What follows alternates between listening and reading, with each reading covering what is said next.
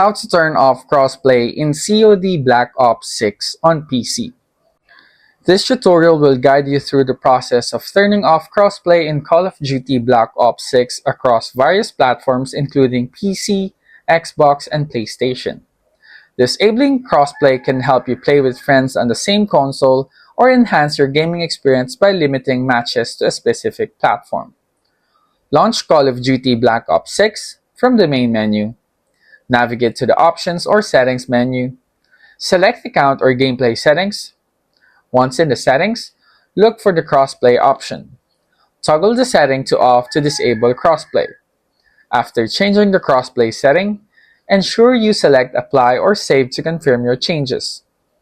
Exit the Settings menu to return to the main screen. Disabling crossplay in Call of Duty Black Ops 6 is a straightforward process that enhances your gaming experience by allowing you to play with others on the same platform. Follow the steps outlined above to ensure you're set up correctly. After making these changes, you can jump into the game and enjoy a more tailored multiplayer experience.